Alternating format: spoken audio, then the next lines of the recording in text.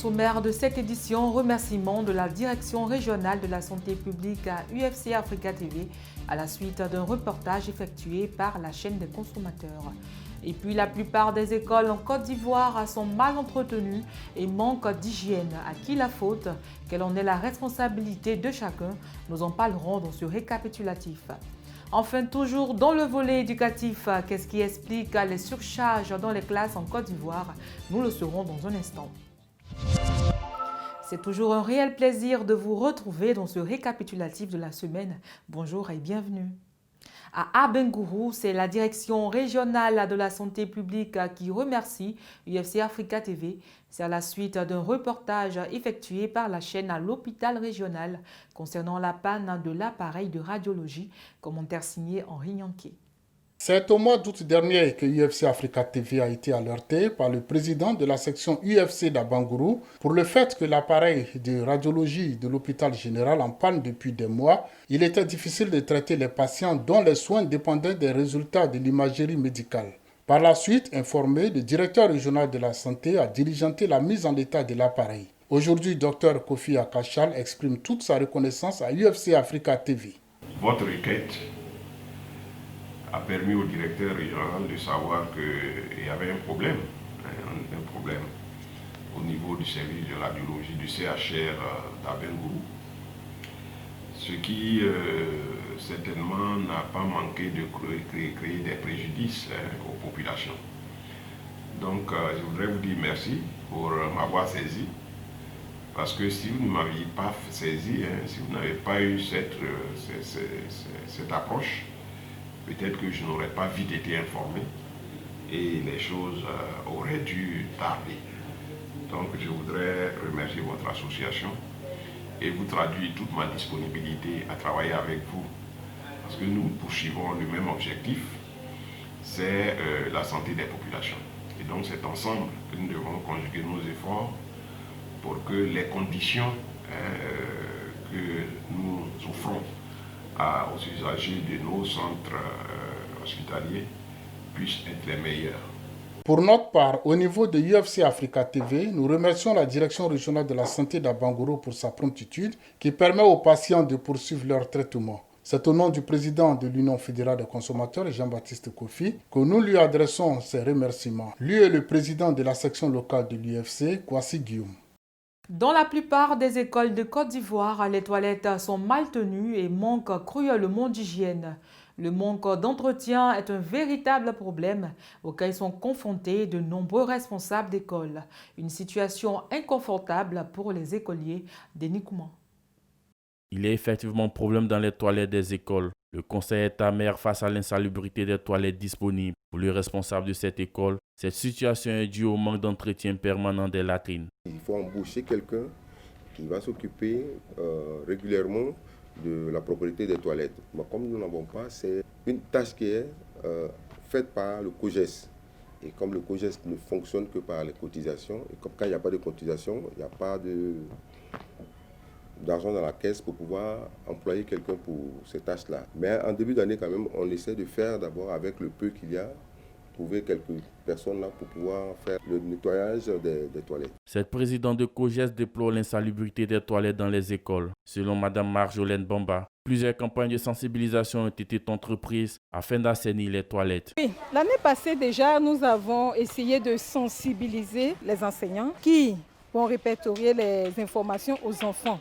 Sensibiliser aussi les enfants, et donc nous avons refait un peu nos toilettes. Mais vous savez, c'est pas facile. Surtout quand vous n'avez pas assez de toilettes pour le nombre d'enfants que vous avez. Et aussi, les enseignants y vont. Donc vous imaginez un peu. Pour les parents d'élèves, l'État doit avoir un droit de regard sur l'hygiène des latrines dans les écoles. Cela y va de la santé des apprenants. L'État doit vraiment mettre l'accent aussi sur ça. Parce qu'une bonne hygiène est vraiment nécessaire pour que les enfants se sentent aussi bien quand ils ont des besoins à faire. Ne pas qu'ils soient stressés ou ils courent pour aller à la maison, revenir, tout ça. Tout ça, ça les perturbe aussi. Le ministère de l'Éducation se penche sur ce dossier-là.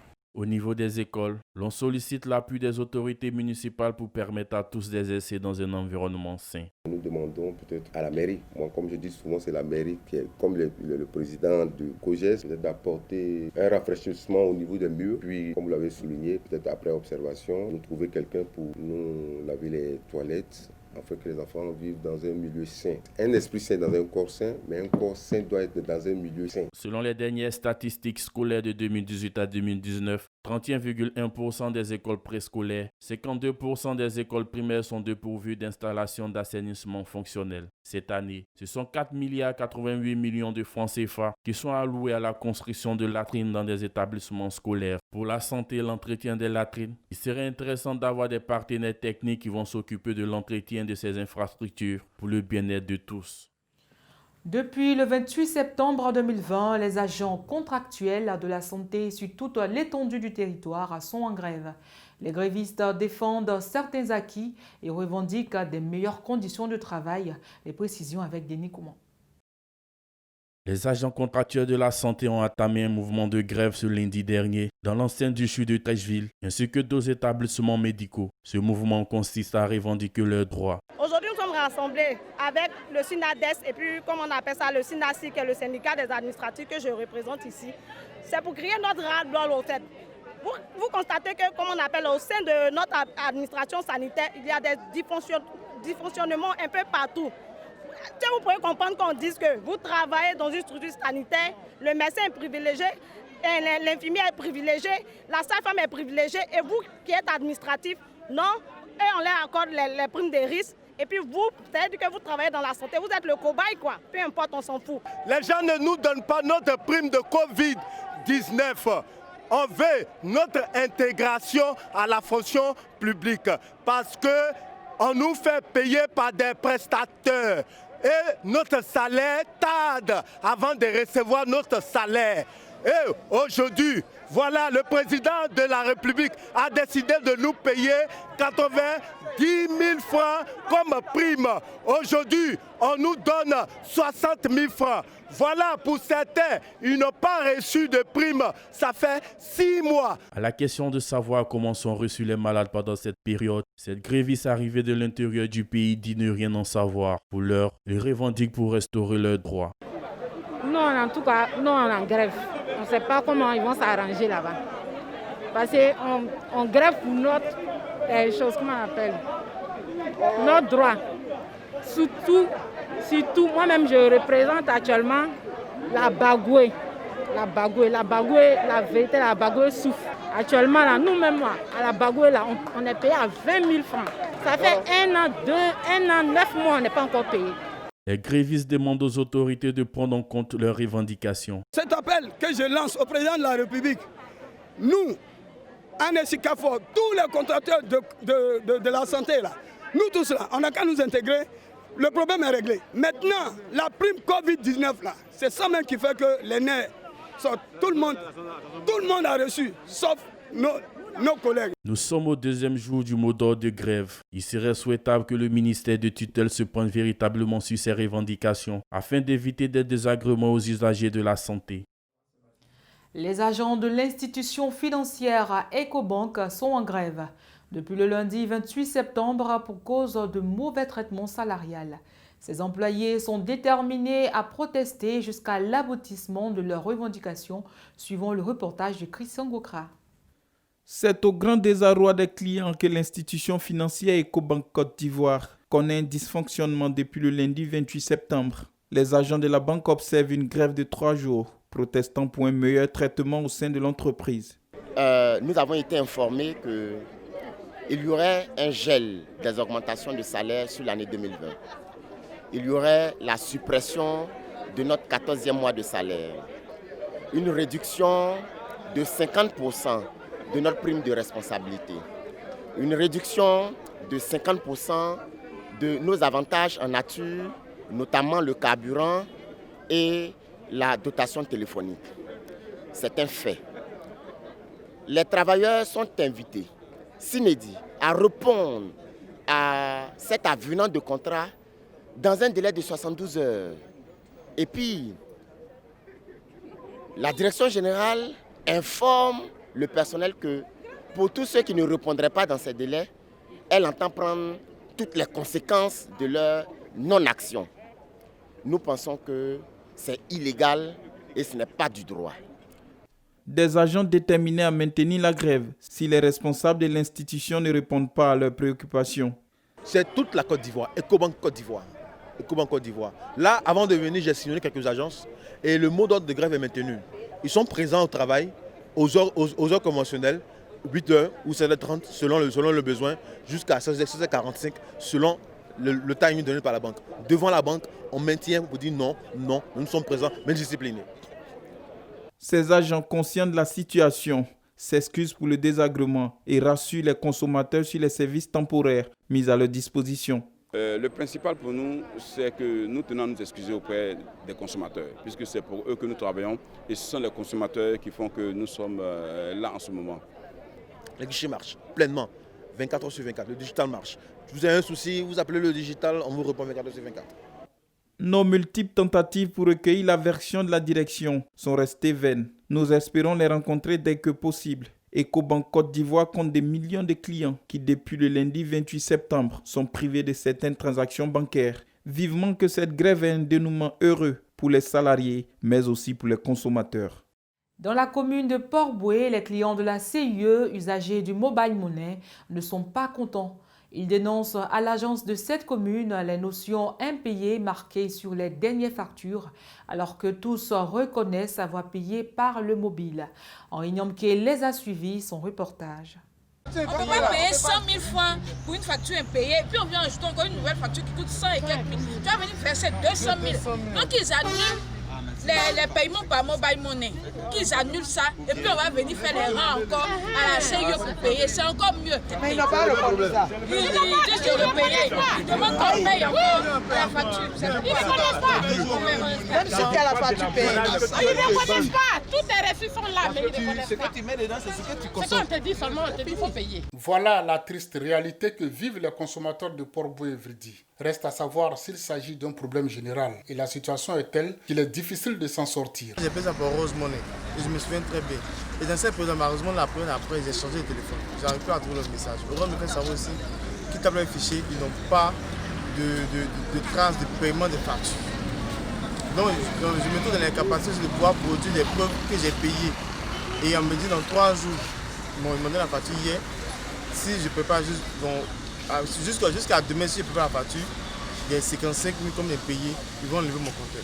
Suite à la plainte du client, l'agence lui affecte un numéro de rendez-vous sur une longue liste. Seul réconfort pour l'heure, car il ne faut rien attendre de concret. J'ai payé une facture par Orange Money, mais je me rends compte ce matin qu'on m'envoie encore une facture pour avis d'impayé. Donc je suis venue pour pouvoir résoudre le problème. Je n'ai même pas été reçue, c'est 184. Voilà, 184e personne. Donc je ne sais pas à quel moment je vais quitter ici, vu que la CIE ferme à 15h30. Ne sachant à quel sens se vouer, les consommateurs lésés par cette situation souhaitent un retour au système archaïque. Si c'est 1-2 personnes, on peut comprendre que c'est la faute aux personnes. Mais si ça va jusqu'à plusieurs personnes, ce n'est plus la faute à personne, c'est la faute à la CIE. Ils n'ont qu'à revoir aussi pour venir à l'aide à la population. S'ils refusent d'aider, ils disent non, en 3 jours, ils vont venir couper le courant. Mais on va faire comment? Ils n'ont qu'à se revoir eux-mêmes aussi, pour pas ils vont mettre la faute sur nous. Il y a beaucoup de personnes qui se plaignent de même problème, ce n'est pas différents problèmes. C'est le même problème. Donc la CIE aussi n'a qu'à se revoir. Il était difficile d'avoir la version de la CIE sur le terrain. Mais il faut préciser que le paiement des factures CIE sur par le mobile est un vrai soulagement pour les abonnés, car cela leur évite les encombrements des agences aux dates butoirs de paiement. Les compagnies concernées par ce mode de paiement moderne doivent s'efforcer à parfaire le système pour le confort des consommateurs. À Mbayakro, un contentieux oppose la SODECI à certains ménages. Ces propriétaires des compteurs promotionnels dénoncent le fait que leurs compteurs soient déposés par la compagnie. Alors que selon la version de la compagnie, l'eau de ces compteurs a été utilisée à titre commercial, ce qui est anormal. Les précisions avec Christian Goukra. Certains consommateurs de Mbayakro sont privés d'eau depuis le lundi 28 septembre. En effet, un agent de la SODECI accompagné de la police a procédé à des enlèvements de compteurs de certains ménages pour motif de fraude. Ces consommateurs en colère déplorent la démarche tenue par cet agent et demandent le rétablissement de l'eau pour leur bien-être. Selon la compagnie que nous avons approchée, l'eau destinée aux ménages est utilisée à des fins commerciales, ce qui n'est pas conforme aux normes de la SODECI. Mais ils sont informés au départ, on dit ça c'est pour boire, c'est pas pour faire autre chose. Si tu veux en faire WC public, ou tu veux en faire boulangerie, après il y a d'autres qui ont pris pour la cour, après ils ont fait hôtel. Regardez comme ça, la faute c'est à qui? Donc on peut pas. Donc en fait c'est la différence, c'est pas un plus. Le brancheur fait 167 000. Est-ce que vous comprenez? Donc la différence c'est 145 000 qu'on ajoute à ce qu'ils ont payé, c'est tout puis continuer l'activité. Les compteurs promotionnels ont été cédés aux consommateurs dans des conditions préférentielles. Ils ne peuvent être l'objet d'une quelconque activité commerciale. La SODECI gagnerait à sensibiliser les bénéficiaires sur ce fait. Par ailleurs, la fraude sur l'eau cause d'énormes pertes à l'État ivoirien et à la SODECI. Dans la commune de Cocody, des chauffeurs de taxi organisent le secteur. Une association est mise en place depuis plusieurs années pour le bien-être des conducteurs, mais aussi pour les usagers. Comment sont-ils organisés? Christian Kokra nous en parle. À Cocody, comme dans toutes les communes d'Abidjan, la plupart des habitants se déplacent en taxis communaux. Ici, les conducteurs de ces engins s'organisent pour mieux mener leurs activités. Les objectifs de notre association tournent autour du bien-être du chauffeur et de sa famille. Donc c'est en 3 points que nous allons rapidement donner ces objectifs-là.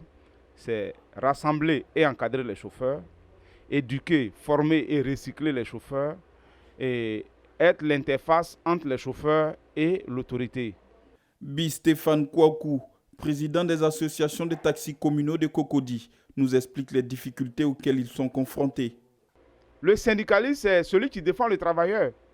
Mais malheureusement, dans le secteur du transport, c'est le contraire qui se passe. C'est les photos de nos camarades qui, parce qu'ils refusaient de prendre ces tickets, ont été agressés physiquement. Le secteur des taxis communaux est soumis à de nombreuses taxes qui pèsent généralement sur le consommateur.